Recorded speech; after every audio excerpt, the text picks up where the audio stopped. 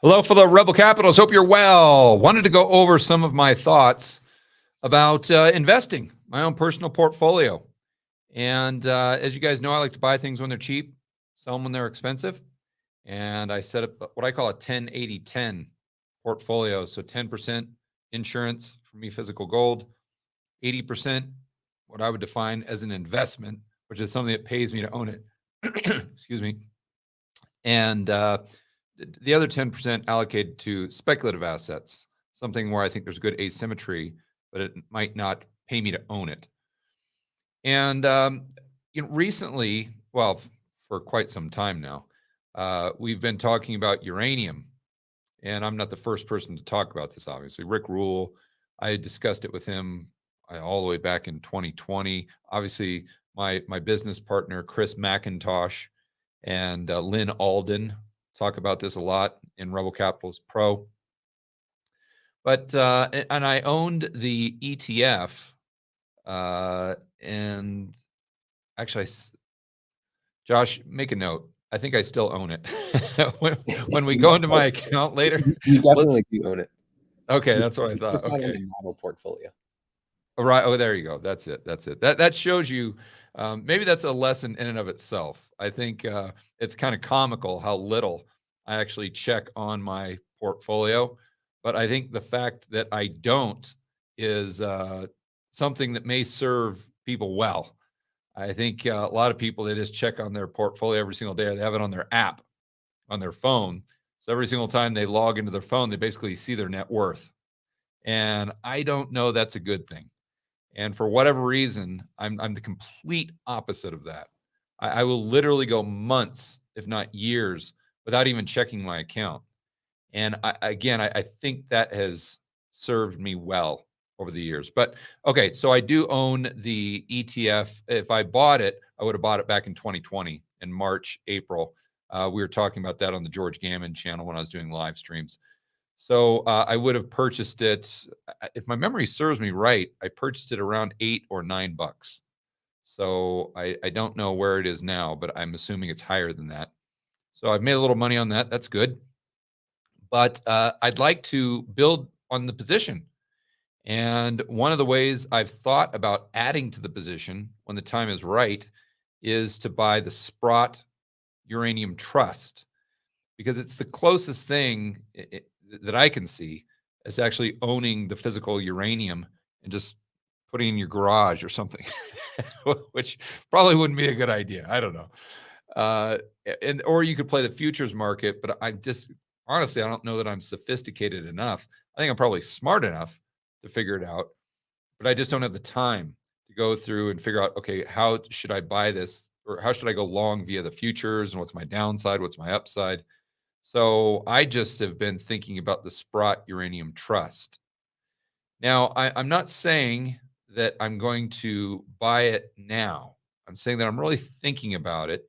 And one of the things that's prevented me is the price hasn't come back down significantly, or at least close to where it was in March 2020 when I bought the ETF to begin with. That's what I'd love to see, to really back up the Brinks truck here. And you guys know the fundamental argument for uranium. I don't think I need to go over that with you. It's pretty straightforward. We've got very low supply. You've got just a bear market for the past, 10, 12 years, something like that. And now you have all of these signals that the world is going to be increasingly open to using nuclear energy as a source. Even the we'll call them the greenies, or maybe even the climate change folks, maybe even the Malthusians. Who knows? maybe they may have no choice but to kind of go along with the flow, because there's so many influential people who are now talking about the benefits of nuclear. So whether you're on the right, on the left, maybe this is something that has universal appeal. I'm saying maybe because I think it will. To give you an idea of what I'm referring to specifically here, and how this is, I'm in the news every single day. So for you who watch this channel, I know you've actually have a life other than just watching the news and CNBC and Zero Hedge and whatnot. So, you got to go pick up your kids, you've got to go to work, you've got all these things. You're a responsible adult. So you might not have a sense for the momentum that I think is behind nuclear energy. To give you an idea, I want to go over to a CNBC article. And this is Oliver Stone. You all know Oliver Stone, and I'll kind of back up here because he's done a tremendous amount of. I think he did Wall Street, didn't he, Josh? I think I'm almost positive. Yeah, I think he did the original Wall Street with Michael Douglas and Charlie Sheen, which was fantastic. And then he did the second one, which was not very good. And then he did what was the really good one that he did with Woody Harrelson? Oh, he did that. What was that? He did it with Woody Harrelson and the gal. I'll think of it. It was when they're Natural Born Killers, I think it was. Yeah, you guys will correct me. With Juliette, what was her name? Lewis? Anyway, you guys will correct me in the chat. But he's obviously famous. I mean, super, super famous.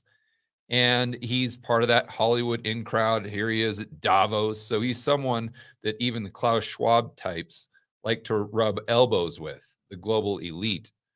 And here he is talking at Davos with, I don't know who the hell this guy is, but it seems like this is kind of his right-hand man that's actually has some scientific credibility. And they are pushing nuclear energy. And I'm assuming he's kind of a lefty. He's an AOC type. And he's not just talking about it at Davos. And I didn't realize this, but he actually did a documentary. Oliver Stone is now doing documentaries on the benefits of nuclear energy. So this to me is really kind of a paradigm shift, or it marks a paradigm shift where we see this gradual progression towards nuclear energy from both sides of the aisle, from the plebs all the way up to the global elite. And, that's why long term, I really like uranium. And obviously, I'm just standing on the shoulders of giants here with Rick Rule and Doug Casey and Chris McIntosh and Lynn Alden. This is by no means an original idea, but I think the way I see things may be unique from a standpoint of being very close to pulling the trigger now, not necessarily just looking at a chart, but trying to gauge sentiment.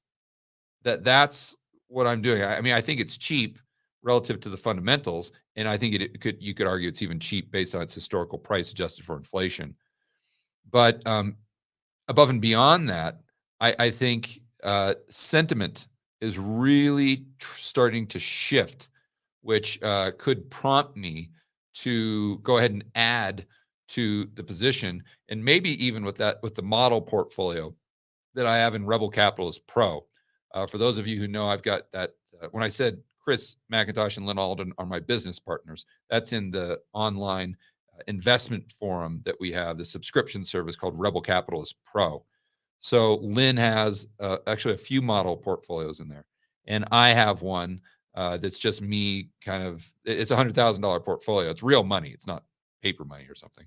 It's just I set up a IB account with 100,000, and whenever I make a change to it, I always make a notification on Rebel Capitalist Pro. But anyway, this may prompt me to take a good portion of that 10% in the model portfolio and my personal portfolio maybe, and allocate more of it to building that position in uranium through the Sprott Uranium Trust. So let's go through this quickly. I'm not going to go through the whole clip, but you guys will get the idea of how this person that has massive influence on the global elite and the left is now really adamant about nuclear energy. And everybody's talking about energy and the energy transition and sustainability, but The number one source of energy in the world, over 80%, is fossil fuels, and it hasn't changed in 30 years. And then number two is hydro, number three is nuclear. You'd think we would be really talking about nuclear because that's the second in line of the carbon-free sources. And then wind is well behind that, and solar is way behind that. So, but somehow it's not on the agenda. I don't see it here. People aren't talking about it. So we've brought our film here to try to educate and to try to break this wall of fear and ignorance about something that's really important. Why do you think governments are hesitant to use nuclear energy? For me, it's politics in the West. I mean, we have to realize that Russia and China are doing far more work on nuclear than America is falling way behind that. We froze up in the 70s, 80s. We didn't build after the 80s, after 3 Mile Island, and certainly Chernobyl. Chernobyl was the only really accident that and nothing compared in the amount of deaths and damage to the other energy sources like coal, gas, oil. Many more deaths from coal. But we fixated on nuclear energy because of nuclear war, and we always have confounded most average people confound the two. I think he's, when he was saying this, he's saying confound the two. And I thought. I think he's talking about conflate. and then I'll just stop it there because I listened to the rest of this video. And although I think it's great, Oliver Stone is talking about this.